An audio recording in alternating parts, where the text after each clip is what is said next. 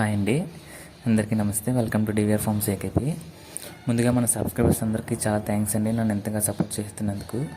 మనం 1000 మంది సబ్స్క్రైబర్స్కి దగ్గరలో అయితే ఉన్నామండి. సో ఇది మన కొత్త ఫామ్. మనం ముందు వీడియోలో చెప్పాం కదా వర్క్ చేపిస్తున్నామని. సో ఈ వీడియోని ఎవరో స్కిప్ చేయకుండా లాస్ట్ వరకు చూడండి. సో మనం ఎలా గేట్లు అనేది అయితే చేయించుకున్నాము. ఆల్రెడీ ఒక షార్ట్ వీడియో అయితే చేసాం కదండి, దానికి ఫుల్ డీటెయిల్స్ అండి ఇది. సో ఈ విధంగా గేట్లు అనేది అయితే మనం చేయించుకున్నాము. 1/2 ఇంచ్ పైప్తో ఫ్రేమింగ్ చేయించుకొని, అలాగే 1/2 ఇంచ్ గడి ఉన్న మెష్ తీసుకొని ఇలా ట్యాగ్స్తో సింపుల్గా చేసామండి. సో మనకి గేట్కి అయ్యే కాస్ట్ వచ్చేసరికి మొత్తం బందులు గడ్డలు అన్నీ కలిపి ఒక 300లో అయిపోయిందండి. అలా 4 గేట్లు అయితే చేయించాము. సో చూడండి, మనం డే టైం అంతా ఫ్రీగా ఉంచుకొని నైట్ టైం అయితే ఇందులో మూసుకోవచ్చండి. కుక్కల నుంచి కానీ పిల్లల నుంచి కానీ, అలాగే వర్షం కానీ వేరే పెట్టలు వచ్చి పొడి చేయడం కానీ అటువంటిది ఇబ్బంది అంటూ ఏమి ఉండదు మనకి.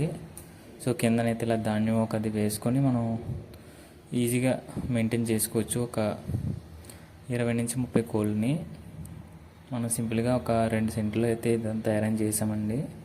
ఇంకా రూమ్ కూడా చేస్తున్నాము మొత్తం మెష్ తోటి, అండ్ అది కూడా నెక్స్ట్ వీడియోలో మీకు చూపిస్తాను.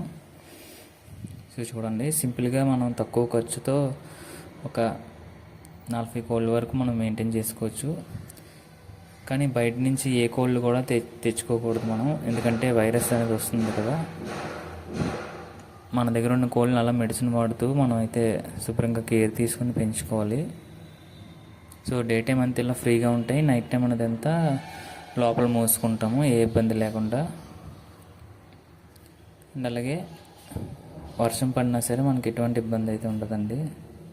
సో చూడండి, నేను నైట్ టైం నేను ఎలా మోసున్నది కూడా మీకు చూపిస్తాను. ఇవ్వండి, నైట్ టైం అయితే ఇలా ఉంటాయి కోళ్ళన్నీ కూడా. ఒక్కొక్క దాంట్లో 8 నుంచి 10 పిల్లలు అయితే మనం ఈజీగా వేసుకోవచ్చు పిల్లల వయసు బట్టి. కానీ పిల్లలు అనేది పొడుచుకోకుండా ఒకే బ్యాచ్ పిల్లలు వేసుకోవాలి. మన వీడియోని కానీ ఇంకా ఎవరైనా సబ్స్క్రైబ్ చేయకుండా కానీ చూస్తున్నట్లయితే ప్లీజ్ సబ్స్క్రైబ్ చేసి లైక్ చేయండి.